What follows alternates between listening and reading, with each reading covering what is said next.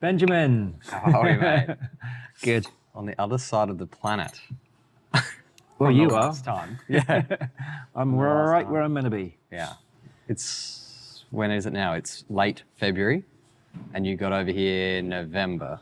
No, mate. It's March. partway through March. Yeah. What are you talking about? I'm tripping. Time has flown. It really has.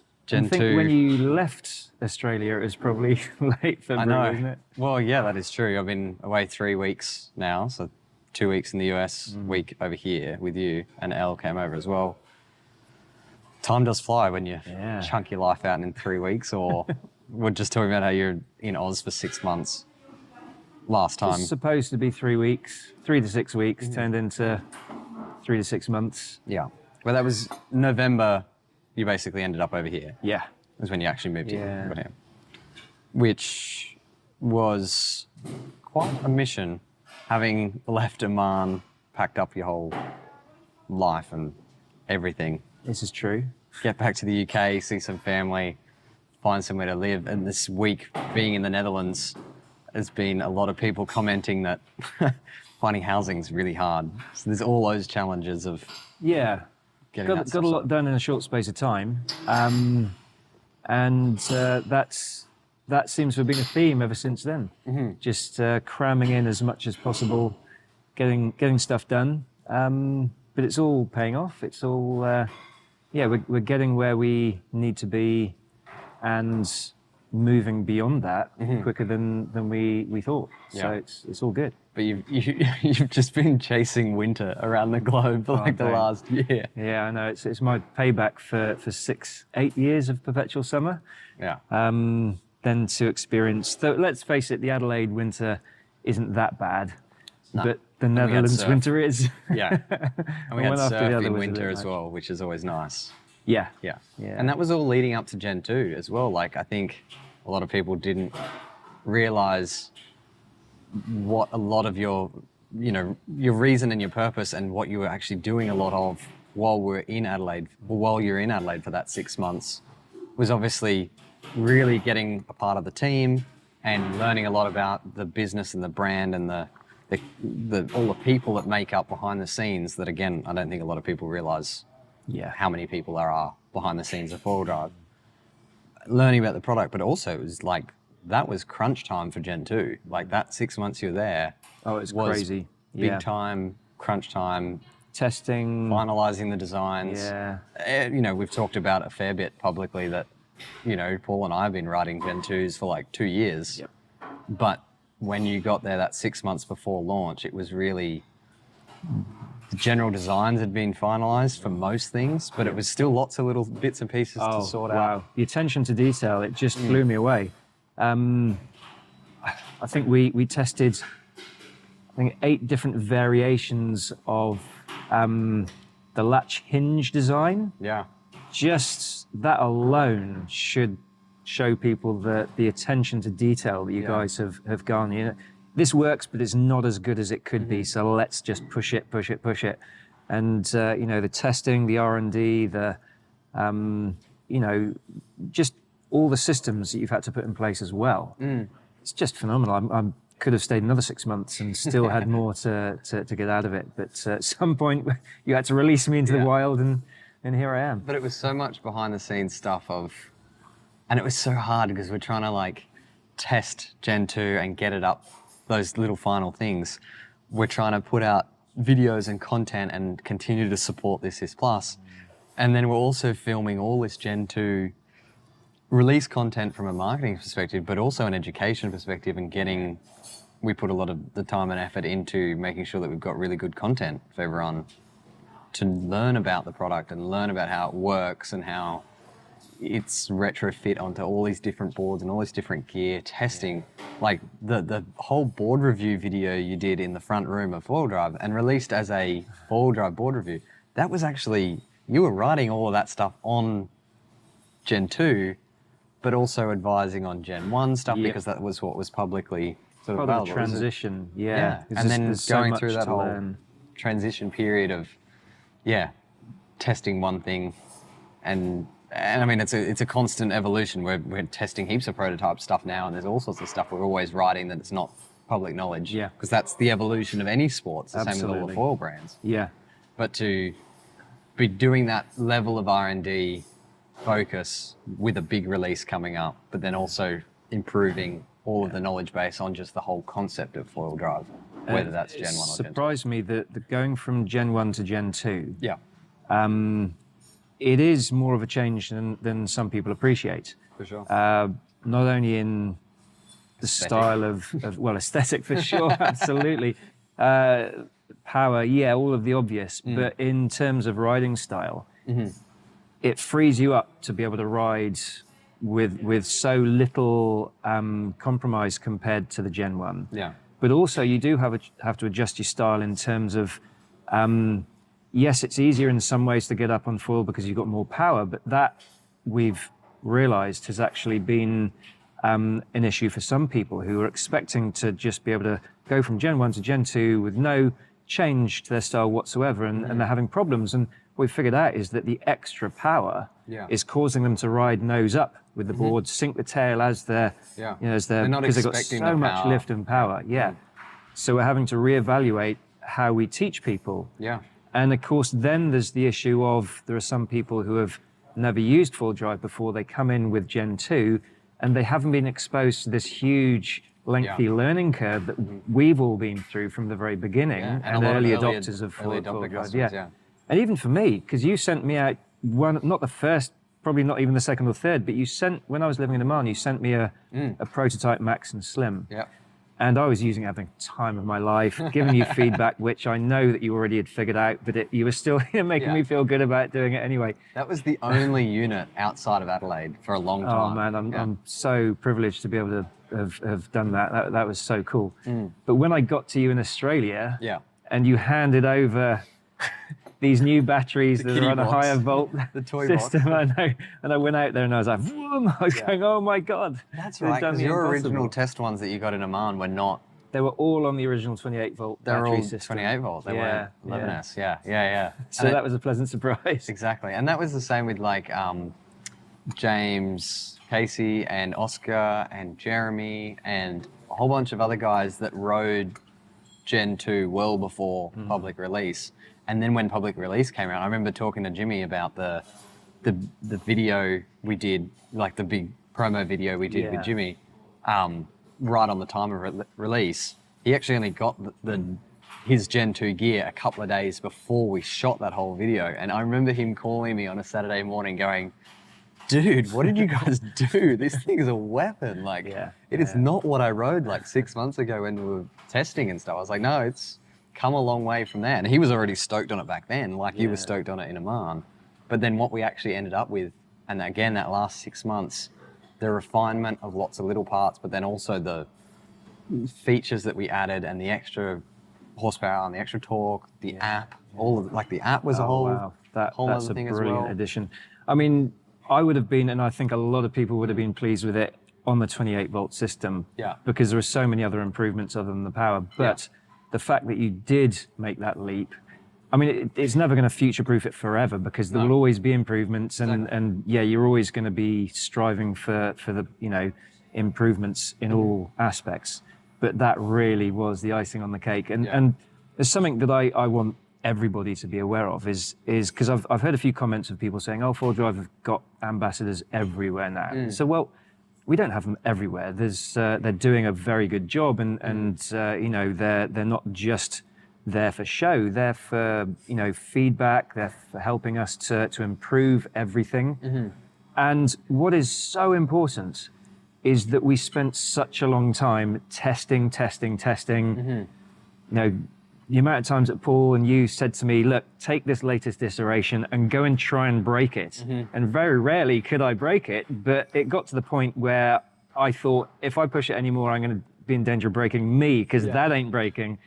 And until you have a product out there in the real world, in every type of condition, being used by every type of rider of every type of skill, you do not know how the system is going to react or take it, or is it going to survive?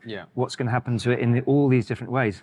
And that's something that I love about foil drive. We don't put anything out there until we are sure it's not only as good as it can be. And lots of people have ridden it, and That's, I think, something I've learned in the last couple of weeks too, doing a little bit more travel in both the US and in Europe, is that conditions, cultural differences, rider preference differences, what certain markets are doing in various parts of the world is completely different. Oh, so the much, gear they're using is completely different. Yeah.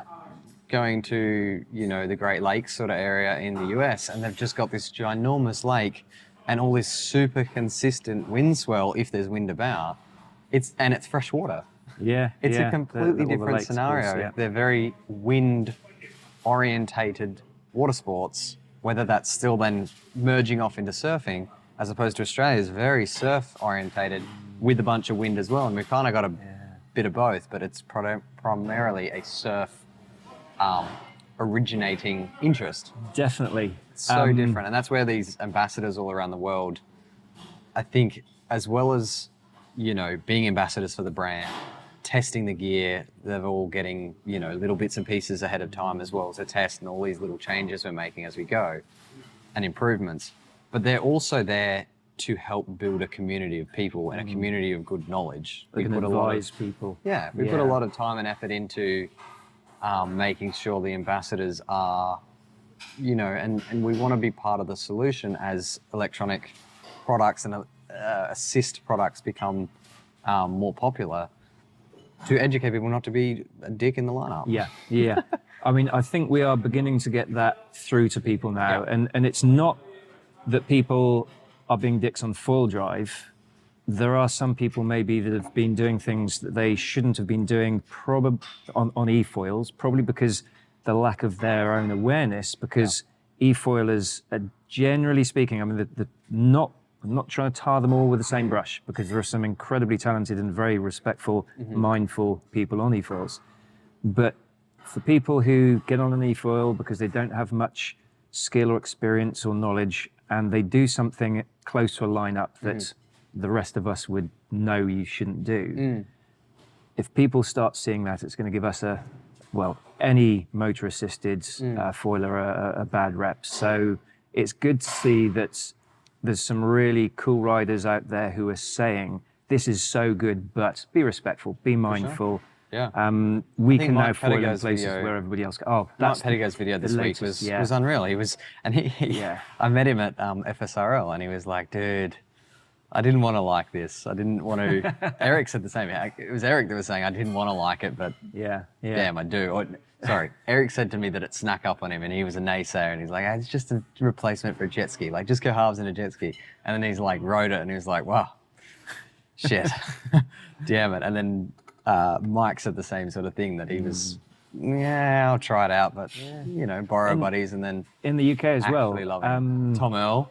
Tom Earl is absolutely ripping on them now. He's the type of guy who is so good and in tune with his gear and high performance foiling that if he can see the benefits of it, and he'll still go out without foil drive a lot, but he knows that he knows that there are times and conditions that he will have a better time foiling when he's got foil drive. Yeah.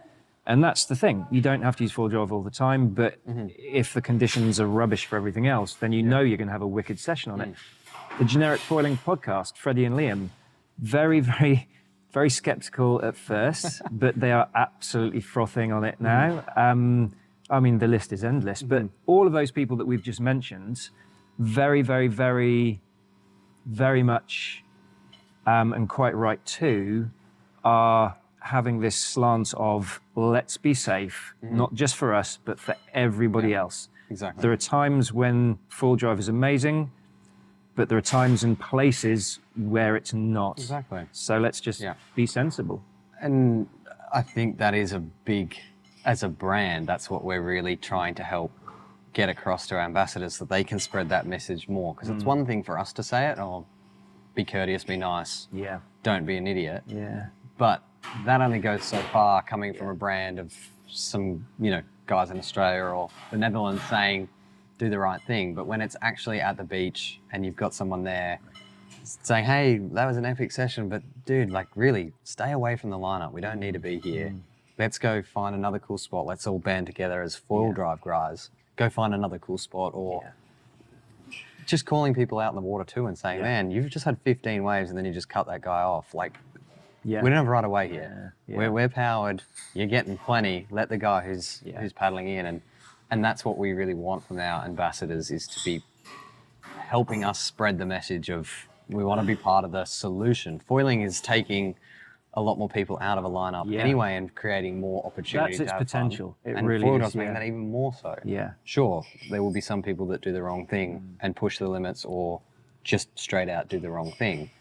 But we want customers, dealers, ambassadors, anyone involved with the brand or anyone who uses, the products, to be looking out for everyone's best interest moving forward. We all love to just go ride wherever we want and do whatever we want and be selfish. We'd love individually everyone to do that, but you can't. And if you're looking around yourself and you're wondering, is this too many people to be around? Then yes, it's too many people to be around. I mean, like I said, the amount of conditions that full drive opens up to you, then even if it means I'm going to go over there because there's nobody else around, or very, very few people, or we're all foil assisted, even if it means going up a size in foil, then that's not much of a compromise. No. But let's face it, if I'm in a crowded area, I'm not having as much fun as if I'm, even on a small foil, as if I'm, a little bit further away, a little bit further out. I'm on, lower, fatter swell. But even on a size bigger foil, I can still be having an absolute blast. I'm not hassling anybody. I'm not endangering anybody. Overall, I'm actually having more fun. So it's a no-brainer, really. Yeah. Coming back to where we're talking about the shift between Gen 1 and Gen 2, I think there's a few other topics there. It is a lot more power. It is a bit different. It's definitely improved performance feeling in terms of, the swing weight and we talked about the fit and finish and all that kind of stuff. But I think also we're a couple more years into this now where there's a lot more people paying attention to the capability and the fun you can have with foil drive. We've got a whole bunch of effectively the best foilers in the world coming to us going, this looks like a good idea. We're not pitching to these guys of, hey, can you spruik this product for us because you've got a name. These guys are naturally sort of watching and going, okay, now there's a product that's refined, fit, finish, fits on my small little performance board. That actually looks like a lot of fun. How can I get involved, or how can I have a go? And then they get addicted, and away we go. We're not playing the marketing game of he's a big name, let's get him a foil drive. She's a big name, let's get her a foil drive. We're not doing that side of it. It's a natural progression of something that started off very small and early adopter-esque, and now it's starting to mature a little bit as a concept, and people actually recognizing that and having fun with it. But I think also what the foiling sport anyway is also progressing too. Back when we released the original Assist, prone foiling was nowhere near as big as it is now. Downwinding was basically not really a mainstream thing. There was definitely people doing it. Winging's obviously boomed in the last few years, all of that, but there's been a progression towards smaller and smaller, better equipment. The general foiler has, a general proficient foiler has a much higher level of skill and performance than they did 3 years ago. Moving from Gen 1, that was really designated towards SUPs and bigger boards, moving to then, and people like yourself, starting the box on the front and the small board kind of... Sorry. No, it was good though. That's the evolution of a sport. And then we came out with Gen 2, and now it's any board, any size, it'll work. I think your original comment right back at the start of, it is a shift and it is a change between Gen 1, 2, and there is more power and all that, but it also opened it up to a bigger market. And then not so early adopter type people that are willing to mess and play with things. They buy something and they want it to work straight away. Less than 20 minutes ago, you're on the phone with somebody who just got very proficient foiler, just got their foil drive and really struggled on their first session. We're actually getting, this sounds weird to say, we're getting more of those calls now than we did with Gen 1. And I think it also comes down to the type of foiler who's buying them now. They're expecting everything to just be easy and plug and play and this is my ticket to the moon. boom, Yeah. I've got a foil drive and off I go on the smallest board, the smallest setup, the smallest foil, the highest performance. I've got a motor, it's going to be fine. There's a lot of this is a new saying we've come up with, the better you are at foiling, the more experience you are at foiling, the harder your first session will be on very foil good. drive. Yeah, it's true. Once it clicks, it's fine. Yeah. But foil drive is a very different technique Yeah. and discipline to any other type of foiling. Well, I think to begin with, people, early adopters, especially of Gen 1, with the type of people who were very much, this is going to help me, but it's not going to solve everything, certainly not instantly. And they're willing to give all sorts of things a try, both technique and, equipment and everything else. And we all started off on big equipment. And now Gen 2 has been billed as more powerful, and it is, but it's not, it's not without limits. It's not even as powerful or has as much thrust as most proper, good quality full E-foils. Full-size E-foils, Which you can pretty much pull the trigger, and no matter how heavy you are or bad your technique is, you can muscle your way through pretty much everything eventually without a huge amount of skill. You still need some. But Gen 2, people need to appreciate that there is still a learning curve. Yeah, it's a different skill. A skill that you have to learn specific to using a foil assist, like there is a skill you need to use when you're using a wing or a long, narrow downwind sup board. They all have their own differences in technique and skill that you have to master to be able to get the best out of them. Have you ever seen me try to get towed up? I can't tow foil. I can't go behind a rope. No, because when we did that wake foiling session for the time we videoed it on the Murray River, we were all getting up on using foil drive. No, there wasn't a single tow rope. I've been asked about that video. I've been saying, so how many tow ropes were there behind the scenes? None. Absolutely none. The boat driver was very confused. We were like, can we go towing? We've got 7 people. We don't need a tow rope. I've got a couple of tow ropes. No, we don't want to put it away. But that's the same thing. I'm not good at that skill because I've not done it. I'm a very proficient foiler. I'm not a pro, but I'm a proficient foiler. But I've just never done towing. Yeah. So I even can that requires kind of wing. a I can wing in one direction, but I don't just go, oh well, heaps of energy, 20 knots, 4-meter wing, let's go, or whatever. The thing that I tell everybody when I'm dealing with this sort of question, and the amount of times that I've been phoned up and said, I think my foil drive has got too little power. It hasn't yet. It's not as powerful as it should be. Watching the videos and it looks so easy. Yeah. Don't forget, we've been doing it for a long time, and with practice comes technique. And technique really is about efficiency. And if you start off with a big foil and a big board... It's understanding first. It's knowledge of what you need to do or why it needs to be a certain way. And there's loads of videos out there that show the technique, but doing it is a different matter, because you can be riding with the board on the Gen 1, the board like that, and you can slowly push it, because it's a big board, you can slowly push it so it's on top of the water, building up speed. With a Gen 2, even a little angle like that, and you're actually, because it's so fast, you're not able to notice that you are actually creating as much drag and therefore reducing your speed. But what I say to everybody is, if foil drive was so easy that you could literally just pull the trigger, get up on foil with no skill or practice whatsoever, it would be limiting the higher performance end of it. Exactly. For anything that's got full-size E-foil. It's once you're up, then you're limited by its size, weight, power. Exactly. Yeah. So if you want something that's going to give you the highest level of skill and performance, and that you shouldn't outgrow it in terms of, it'll always help you to improve your skill. Yeah. Then you've got to accept there is going to be a bit of a learning curve at the start.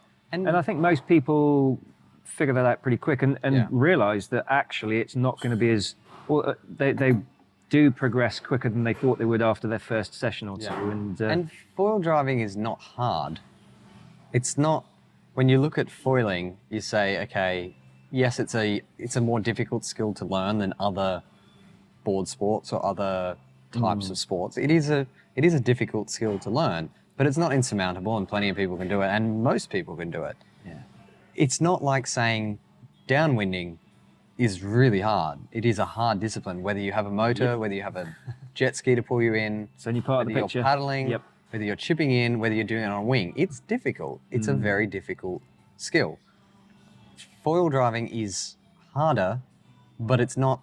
It's a new skill to learn, and it has its own idiosyncrasies, but it's not difficult like downwinding is. Doesn't matter how you do it, it's hard. Yeah. You got to read the ocean, you got to be able to pump, you got to be able to surf a wave, you got to be efficient, you got to have good pitch control. Then you've either got to paddle up. If you got a jet ski, you obviously got to be able to do the toe up. Yeah, I can't yeah. do the toe up. If you're chipping in, you've just got to have crazy balls. Oh my God, yeah. Chip in and shore run. Crazy paddle skills. It's not a hard skill and it's not insurmountable. And the amount of people that both you and I and our whole team and many other people have taught to learn to foil with a foil drive, with the correct setup, with the correct instruction, and some live time feedback and a bit of practice. Yep. We take friends out that aren't particularly, maybe they surf a little bit or maybe they have no real water sports. They're all up on their knees in the first session. It is quicker. And the people with good balance are on their feet in the first session. Yeah. Like, it's not hard, and that's of all different weight categories, right up to over 100 kilos, all the way down to, kids per se. It's about gear selection, knowledge and understanding, and some good tuition. So that's where we're like also putting a bunch of focus into, obviously the education and the videos that we do, the masterclasses and all that kind of stuff, but also coaches and schools and dealers being aware and encouraging dealers to really use the gear and come up with their own teaching curriculum, if they like, of how to get the most out of the gear you've got. Because we're talking about, and the guy you were just on the phone with, 95 kilo guy on a, what size board was it? It was 50 litre. 50 litre board with a 1300 square 1300, centimetre. yeah. For his first go on four-wheel drive in flat water, expecting to just pull the trigger and just foil off into the sunset. And that's where I said, like, Paul Martin, granted, highly knowledgeable, highly skilled, the designer of foil drive, knows how to use it. More time on foil drive than pretty much anyone else in the world, probably. Yeah. Masterclass video that we've got online, he got up on an 899. Yeah. Axis Art 899 on I think it was on the Sonova board, which is like 40 litres? 42, I think. Yeah. Yeah. 95 kilo guy. Yeah. Dave West. Oh, wow. Tiny little Amos prone board. Rides an 840 Spitfire everywhere. 840 Spitfire. It's either like high 30 or low 40 litre Amos Spitfire board. Yeah. And he rips on that 840 And Spitfire. an 840. Again, he needs to use a wave to get 840 up. Spitfire, so that's wingspan, not... Correct. But still, Yeah. very, very small But then- equipment for a heavy guy. In spending some time with Paul. Sorry, Dave, not that heavy, mate. You're perfect in my eyes. He's beef. Yeah. He's muscle, man. Yeah. Spending time with Paul Cooper and Josh Koo. Josh is mid 70 kilos. I think Paul's about 80 something, roughly. Okay. Something like that. Paul Cooper, don't hold me to this, 4'2", 4'4", I think so, yeah. magic board in the either high 20s, low 30 litre. I'm sure it's board. under 30 litres. Yeah, I'm sure it is. 24, 26, so something like that, yeah. Quite small uni progression foils. Yep, the smallest, I think. Or Low the power smallest. mode on the foil drive. Low power mode, Low that blows power my mode. mind, yeah. He yeah. can't get it up on the flat, granted, but he's surfing. Just a little bit of a push from He's not- just a tiny bump. Yeah. And I did heaps of drone footage while we were in FSRL and watched it from the drone from above.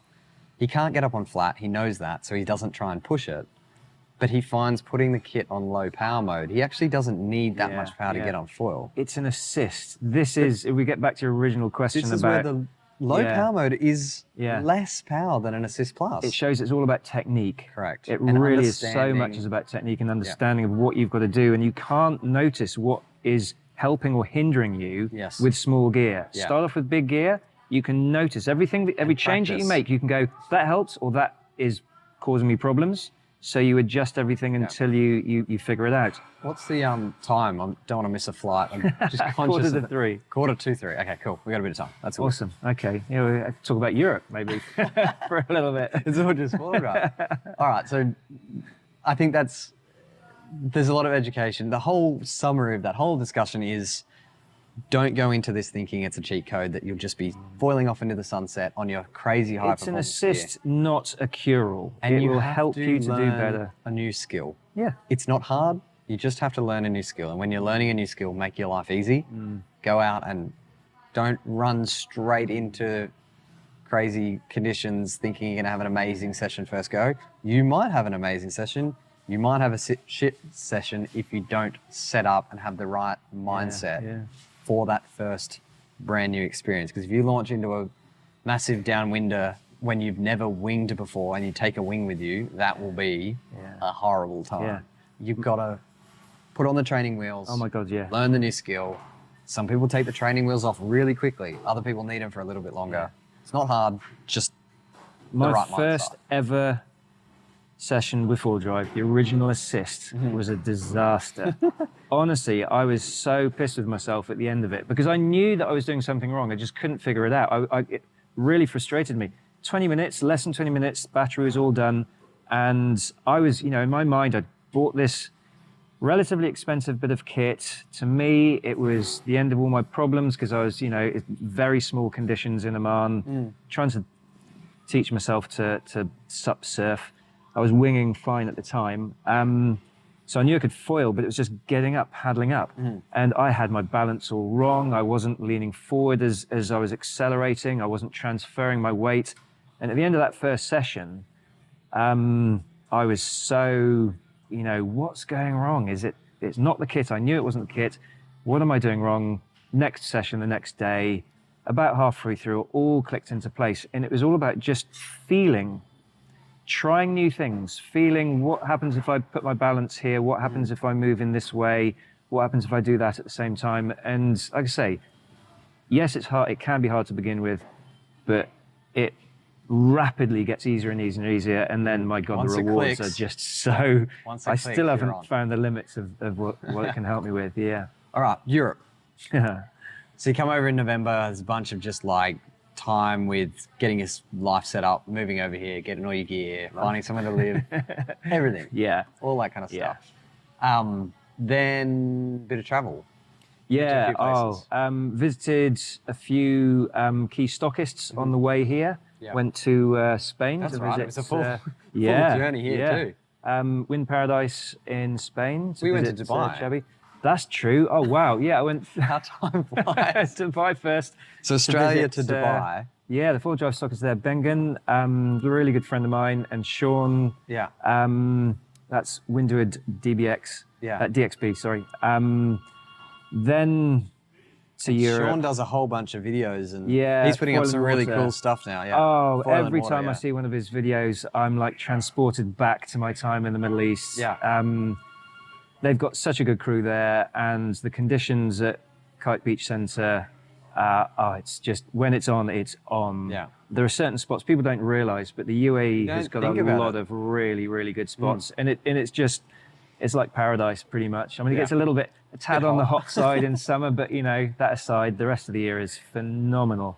But we never managed to overheat a four-wheel drive. You always rang and said, "I'm too hot. I can't keep going." Heat killed me before it did anything to the gear. Yeah. I mean, when I wasn't using the batteries, the spares were always in a cool box in the shade with my car, and I mean those countries are so safe. Keep the windows down. You don't know. Just like dogs, don't lock your batteries in a warm car. We'll report you. Well, the fire brigade will do that. Yeah. So then it was to the UK to see family, see Matt Barker Saw Smith Matt, yeah. of the Sup Huts, Hydrofoil store as well. Did a meet and greet with him, bit of filming. Then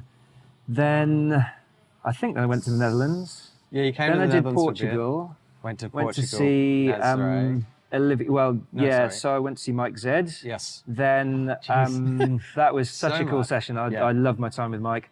Then up to Nazaré to see Raphael, and then down south to see Olivia Piana. Yeah.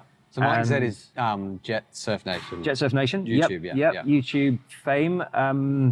The whole of Portugal was an amazing experience. Got to see a lot of different conditions. Boy, it can be hardcore over there. Yeah. The surf conditions. Big time. It didn't even, the conditions weren't particularly big when I was there, but you can tell when I'm used to Oman, weak waves, and there's a lot of energy in the swell there. Yeah. And it can turn, when you get a storm, it's a storm. on, Yeah. And then Olivia, I try not were to you already forget- in contact with Olivia when We were back in Oz, and I guess you're both Axis team riders. Yeah, so. we'd messaged a few times about Axis stuff, about foil drive stuff, but that was the first time I met her and foiled with her. Yeah. Since then, I've met her again in Tenerife. Yep. To do more Axis and more foil drive stuff. I mean, she's such an amazing person. Not only one of the best foilers in the world, but just one of the most lovely people I've ever met, and one of just the most organised and just a full all-rounder. There's not many people out there like her. So cool. We are so happy to have her on the team as well. It's every time she puts out a video, it's like the likes are instantly, like on my phone is ping ping ping ping silence. Yeah. And then so the Canary Islands was a big old trip in itself. That was I visited. So that was a separate trip, wasn't it? That was went a completely separate. Yeah, Chubby trip. in Spain. Yeah, that was quite recent. And then it was back to the Netherlands. Chubby, UK, Portugal. Then a lot of time sort of doing paperwork and admin in the Netherlands, setting everything up. Yeah. Then I went to the Canaries, mainly to see TWS and the Duotone Pro Centre in Tenerife, El Medano. Yeah. But that was also timed to see Lucas Schuler, foil only, Olivia Piana, Jamie Knox. Turned into the whole most ridiculous Axis foil drive party. It was really cool. At one point, we set up, I think, five foil drives, all on Axis gear. It was all red. It was all red. It was so Axis cool. red, foil drive blue. Yeah.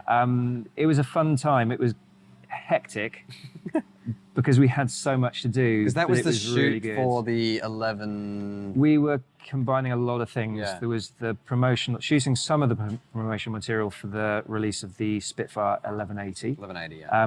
There was obviously me visiting potential new stockists. There was me trying to get just general promo footage for foil drive. And is that the first time you'd met Lucas and all those guys? First time I'd met Lucas for the first time. But you guys have been chatting for a long time. Oh yeah. Long time admirer of all of his work. I mean, river foiling, he just makes it look so easy. And I am definitely going to visit him on his home turf and take up his challenge of trying it. But I know it's going to be harder than he makes it look. I love his energy. New skill. Can't just go in there and go, I'm a good foiler. This is gonna. I can toe foil. I can foil. It's gonna be a new skill. If it doesn't kill me, it makes me stronger. And then from there, I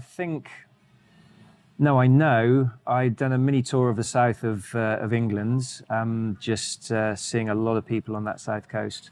Did you meet up with Julia as well? Oh, sorry, yes, I forgot about the rest of the Canaries. So from Tenerife, I then went to Fuerteventura, where I met up with Julia Castro. Yep. She is Fuerte Julia on Insta. Another amazing talent. Just, again, one of the nicest people you'll ever meet. Yeah. Super professional. So delivered her batteries and her equipment arrived literally the day before I arrived, so that was perfect timing. Spent some time showing her how to set it up and getting the best out of it. Yeah. But also seeing Axel from Jet Surf Fuerteventura, who's now a stockist. Super cool guy. He does so much in terms of, he's got e-foiling, he's got jet boards, he's got now foil drive, and he really looks after his clients.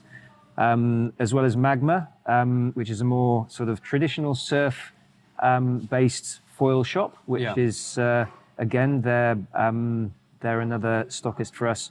There's a lot more interest from the other islands, but I only had a limited time, so I'm communicating with them. Unfortunately, not in person. And then from there back to the Netherlands, then back to the UK for this mini tour of the South, where I'm just so impressed with, I think one of the things that I'm loving the most about working for Foil Drive and my job is meeting some of the coolest people, just so many different characters. Yeah. All of them achieving in their own way, different ways, different things, but all not only doing well, but having fun. And like I say, The creativity and the innovation of ideas and the progression of the sport is insane. yeah. I mean, like Lucas is a perfect example. Yeah. Got a bridge, got a river, got a foil. Yeah. Like, Got a talent. My God, he Got a is talent. he is so good. and Seeing him his paddle up. storytelling and his filmmaking ability and all that to be able to share that story too. But like, yeah, I remember listening to podcast of him and James Casey, and Jimmy's like, just like, this is so cool. Like, Yeah. it's just Yeah. completely worlds apart between somebody like James and Lucas. They're key drivers of what they're trying to do Yeah. and what their creativity comes out of, and where they want the sport to go is in completely not opposite directions. Lucas does a lot of downwinding as well, but like the river foiling stuff, like Jimmy's like, I can't, there's no conditions for that here. Yeah. It evolves.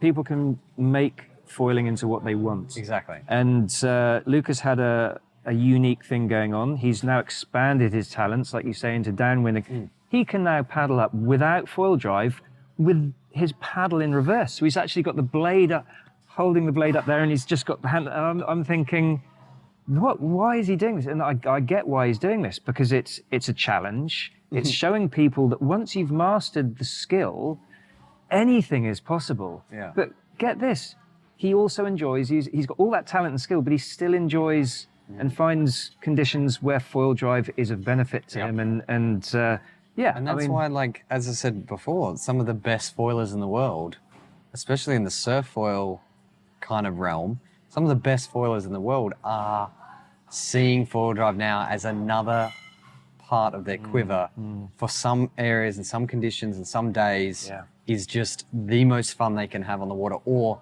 the only way to access any fun.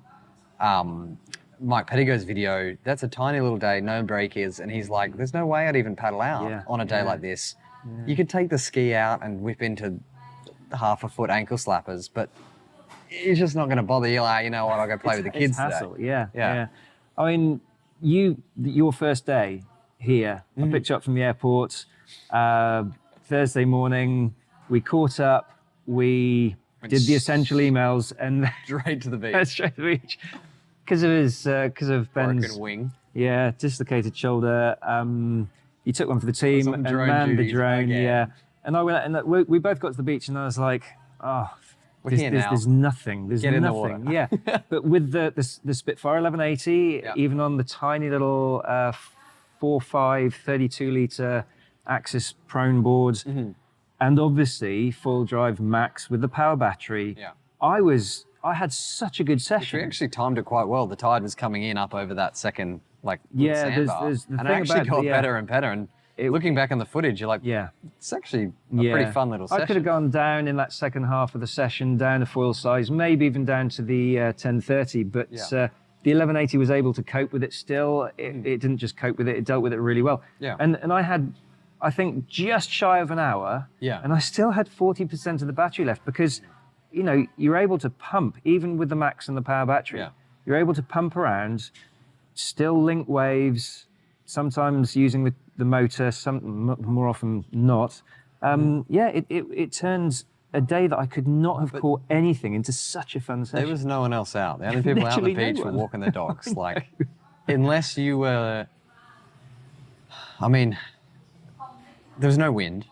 There's no way you could paddle into anything. And it was a little shore break too. Like, your longest rides were, you know, only 100 odd meters, but then you're turning off and just jumping on the next one or motoring out the back and whatever. Well, the Dutch Unless you're coastline, just flat water paddling, or if you're towing around with a boat, just towing behind, there's nothing else you could have done that day. But you still went out and had an awesome session. two sandbars. The first one is obviously the shore break, and it's way too shallow there to, you know. You tested that theory. Yeah, I did. few sudden stops. No, it's all sand. It's fine. It's fine. But the second sandbar is deep enough, especially as the tide comes up, and you know, with full drive, it makes it a breeze to catch them there, or even on the flats. And rather than, in those conditions, rather than pumping way out back, because they were it was non-existent even for that foil to get any decent rides, But just staying, for a big foil, it's agile enough to just be able to mess around on the few little rollers of that between the first and the second sandbar. Yeah. And as long as I peeled off early enough, then I wouldn't hit the foil on the sands. And then just pump around and just mess around, linking, chasing down bumps. And there's a whole load of fun. Teaches you to be super efficient, teaches you to ride high, how to get the most out of your, like, the relatively limited small amount of power there is in a wave. Yeah. How to ride that, how to really stay in that power zone, which I think is a skill that you've got very well dialed from a lot of wake foiling too, where there's not a huge amount of power and energy, and it's a very tight window. But small wake. Yeah, I mean, the thing is, I always used to think that the best way to improve my foiling is to go out on a size foil too small than what I'm comfortable with. And you learn loads that way. But I'm also realizing more and more that you learn a lot by going out on a big foil because you can tap into the smallest amounts of energy, and you've got to be really, you've got to put your foil in the right place because there's, you're out by an inch or two and you don't get any energy. So you get a real feel for it, whether you're, in tiny conditions or you're in normal conditions or big conditions with a size smaller foil than you're used to. So both ways will get the benefits. And you said that there's a lot of people who are finding that there is a use in their sort of foiling quiver, some conditions, some skills, whatever, where foil drive fits in. And then you get the other end of the scale, where I very rarely don't use foil drive anymore, because I'm so tapped into what else can it give me, what else can I do that I couldn't do before. Now, ironically, starting to work for foil drive, my own foiling time has gone down a bit. That's something that I knew was going to happen, especially in the early stages of setting up foil drive, something new. Sorry, foil drive Europe. I'm getting back into getting a decent foil work balance. Work life. But my point is that every time I go onto the water, foil drive guarantees that 99.9% of it will be fun regardless of the conditions. I maximizes my time on foil. Why would I go out without it? I know I can, but what's the point? I was well impressed in Thailand in the Sonova meeting back in May when they had all the downwind boards out, and you jumped on the downwind board and you got up on the longer board. I think the shorter board, you're so close. I can't remember what foils they were rigged up on. One was the 1310, the other was the 1300. So yeah, I got up twice, one evening and one morning. Yeah, on total flat water. Yeah, it was, but it killed me. It absolutely killed me. And I know, I'm over 50 now, but I'm still reasonably fit. But the point was that I stood on the damn thing and I can paddle in a straight line, but there's no way I'm even close to paddling up. Not even remotely close, but I've not put any time or effort into more it. 100% foiling and paddling than you have in the past. 100%. Yeah, I mean the paddling skills, that's where it's all at. It really is. But even at my age, if I had the time to devote, if foil drive didn't exist, I would probably have persevered with that, and I would probably be at the stage where I could do it. For sure. But it probably. My injury rate would go up. Yeah. My time on the water would probably go down because I can be on foil with foil drive for like 3-4 hours, and I get off the water and I feel like my body's still intact. But that exact opportunity we had when I first flew in, it was like, you're not going to go out for a foil then. Nah. But we did because we could. Yeah. Well, you did because we could. But it just keeps, twice in that little conversation, just kept remembering, and I'm going to throw Paul Cooper under the bus.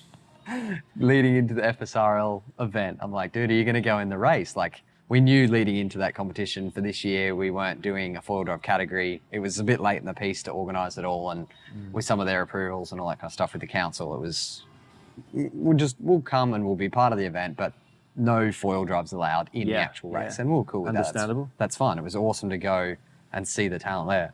But talking to Paul, and I'm like, you going to go in the race, man? He's like, nah, man, I'm way too old for that. I'm not paddling. Like, I'm just using the motor. He's not old, is he? I know. But again, he, so he didn't go in the race, but he did enter in the freestyle comp. And again, no foil drive. They were whipping people in. And he did chip into a whole bunch of waves and just normally paddle, but he's like, I'm not paddling if I can use a motor. Like, why would I? Like, but It again, depends on what you value most. perfectly able to do it. But now for him and his own, what he wants out of foiling as a leisure activity, he's like, I'll just use a motor. Yeah. And I mean, I think the videos speak for themselves. It doesn't particularly hold him back. Dude, Unbelievable what that guy does. we went to the NASA Kennedy Space Center because it's just down the road from the, and I so nearly bought him a NASA hat. We're like, dude, you're off to the moon on a foil. Like, Well, you posted that video. I don't know whether it was just on the Foil Drive crew or on the Foil Drive website page, of the space rocket, you know, blasting away as it was going up into orbit. And I posted the comments. Is that Paul Cooper doing another aerial? Doing another aerial. And it's not far off the truth, is it? I mean, watching that guy in real life, foil, like you've seen all the videos and all that, in real life, he rips. He is absolute. He has foil drive prone surfing so dialed, but by the same token, hanging out on the beach again with a busted arm. Like, I did a lot of talking and socializing and meeting and greeting and all that kind of stuff. But that event was awesome because you're at a beach break. Yeah. It's right there, all the action's in front of you, and all the tents are set up on the beach, and everyone's hanging out in the tents, watching the best foilers, surf foilers in the world.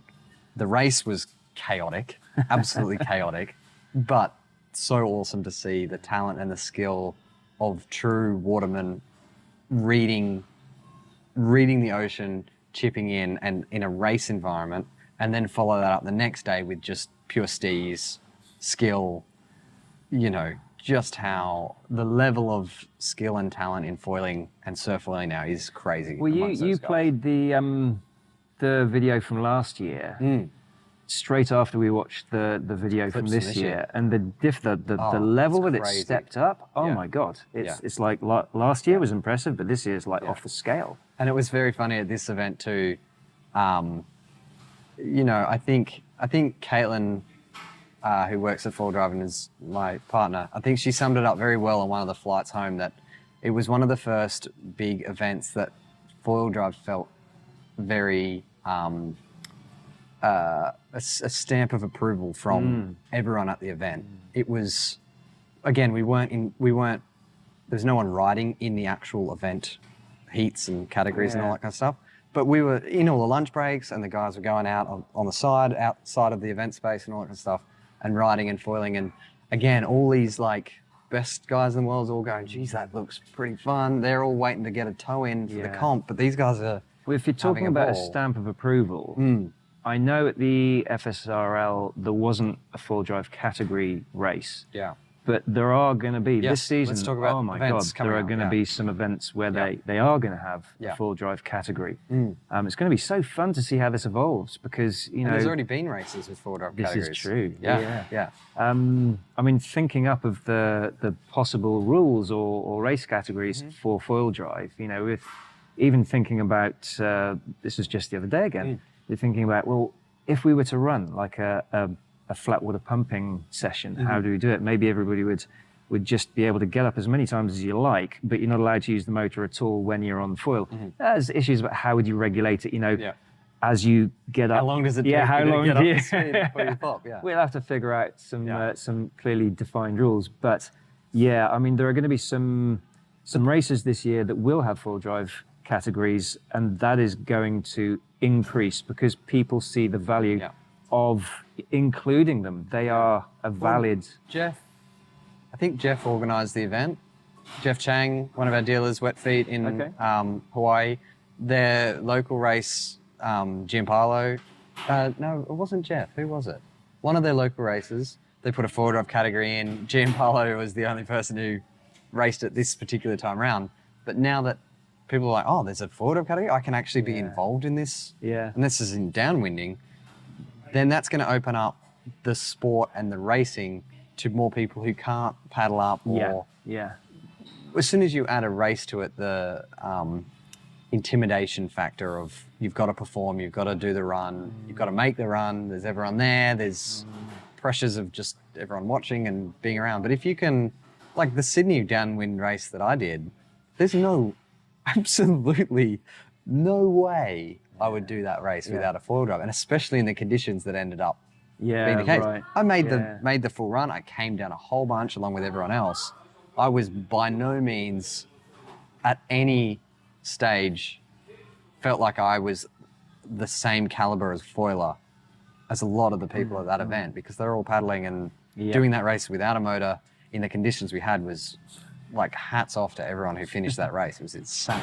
And of the 40-something entrants, I think there was like 3 DNFs. Like, it was crazy. Wow. Really good. So the level of foiler, but there was a lot of people there that were like, oh no, I'll help on a ski, or I'll help with transport because I can't do that. I can downwind, but I can't do a race. Throw a motor on it, start in a motor garage category, get some confidence, rip the motor off when you feel comfortable enough, and then you're into downwinding, and then the sport grows. It opens up that, because a lot of people want to do it not for the winning, but for the camaraderie and the community feel. The events are amazing. Yeah. I think these foil events are going to continue to get bigger and bigger because they're super fun. Well, I hope so, because it's super fun. I think it drives... But the whole experience is fun, not just the actual riding. It helps the sport to grow. It's another facet, one of the most exciting facets of a sport. So yeah, I mean, we're going to be doing more events this year in Europe.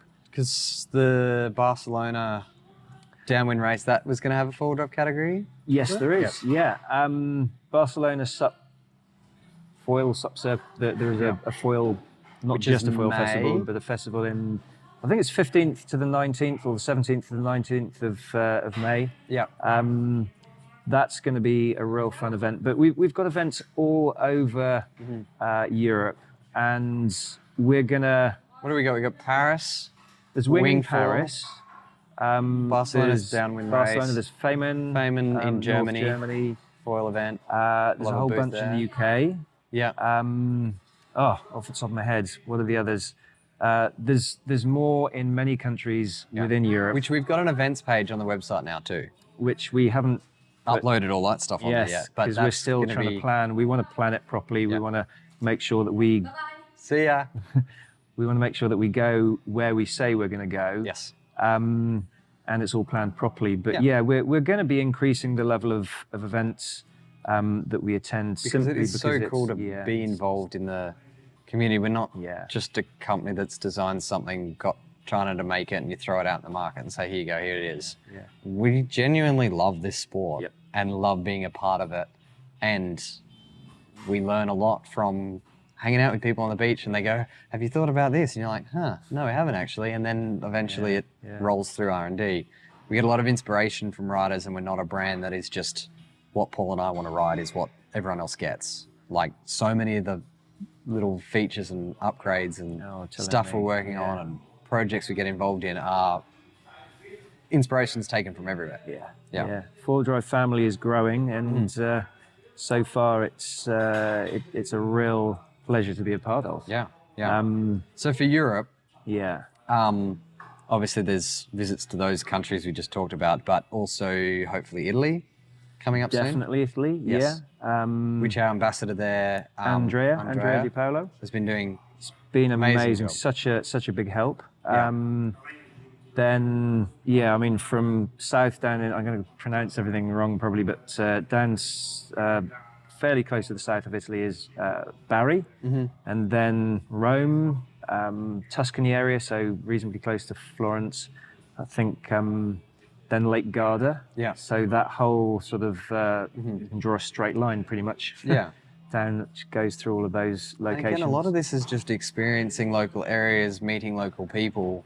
Yeah. And it helps us to see what the conditions are, what the local sort of foiling community does, what they need in terms of us supporting them in specific ways. Whether it's more sort of a tourist destination or more local, or a combination of the two. Yeah. Everywhere has their own specific sort of ways that they operate, and therefore Foil Drive can support them in different ways. Exactly. Yeah. Foil Drive Europe specifically, I guess, it's taken a lot to get going and get up and running and all that kind of stuff. We're really starting to get through a lot of the red tape now of setting up a company and moving somebody to to the region and all that kind of stuff. And it's been slow progress for some areas. Other areas we're flying through things, and I think Yeah. we're really starting to make some strides now. And with summer coming up too, it's a big focus on. I think, ironically, it's worked out for the best because we couldn't just suddenly rock up and suddenly have everything set up and in place. Even if we could have done that, we wouldn't have known what was right. Yeah. I think by growing in this way organically, as in allowing things to develop the way that they need to develop, rather than forcing the way that we think it should be done, and then it maybe not working as well and letting people down, which we don't want to do.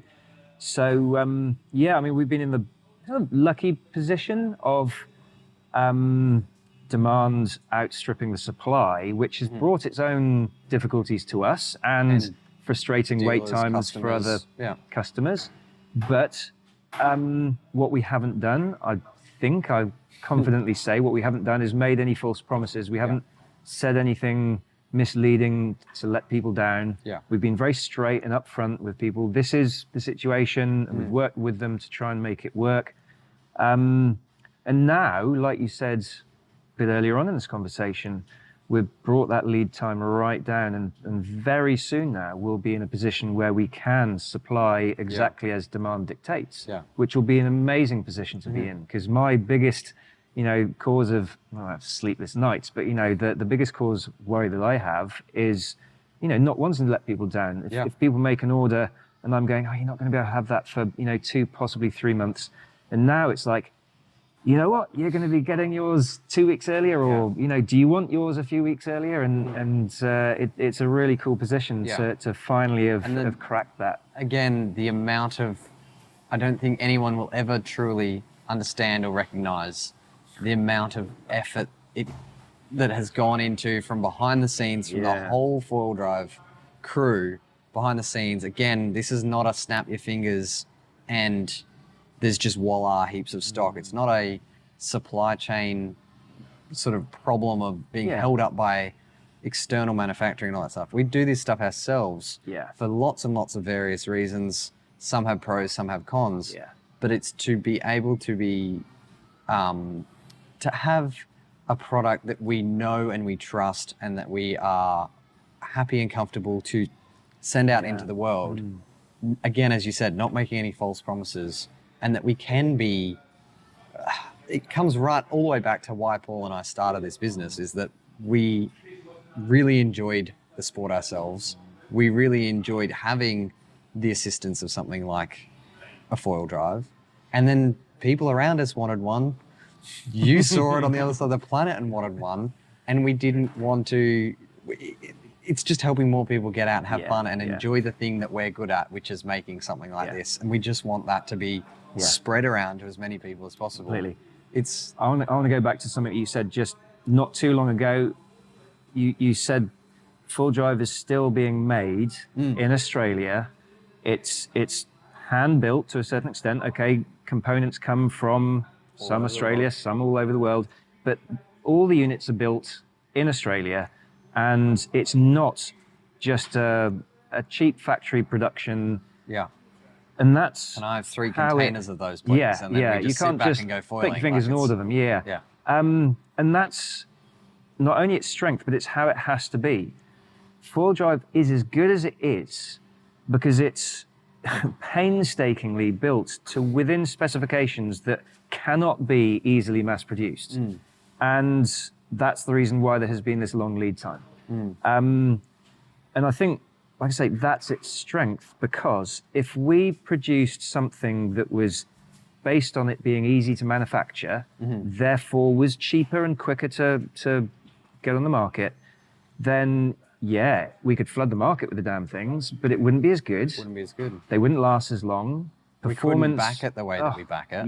I mean, I know how much Paul slaved to reduce every last millimeter and fraction of a whatever. I've said it before, but he rang me in a proper, like, I could hear in his voice, he was deflated and felt defeated. And he's like, I have to make it 2 millimeters taller. I'm like, dude, Let's not worry about 2 mil taller. 2 mil, It whether still it's ends 48 up 3 centimeters deep. That's all. 48 mil tall, and it was the slim. But it was like, yeah, whether it's 30 mil tall or 32 mil, like, Yeah. oh man, like, but that's the guy he is, and that's Yeah. the background of, you know, I think, yeah, go listen to the other very original podcast we did that talks about Paul and I's background. But in the drone industry and flying objects, you can't just carry around dead weight.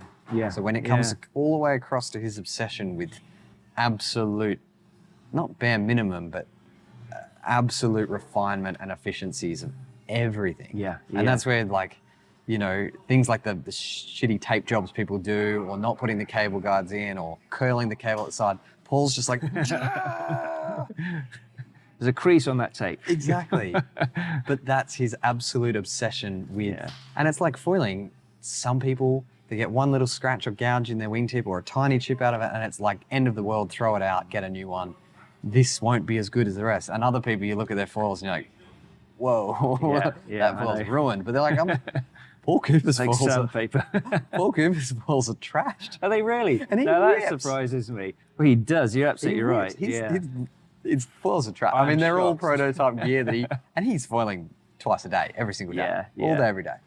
And then there's other people that are like absolutely meticulous about their gear, and they can feel the difference of when they wet sand their freaking foil and when it's straight out of the box. Man, I And- wish I could feel that level of detail, Yeah. but I'd be trying to fool myself if I Yeah. said that I could. Yeah. I mean, I can recognize the difference between a good and a bad foil. I can recognize the difference between the time gone? prototypes that they send me. Oh, it's 3:20. we better roll. Okay, all right. We better Well, wrap this up. I think anybody watching this would be grateful of your flight being when it is. So, rambling again. Wordy Dom again.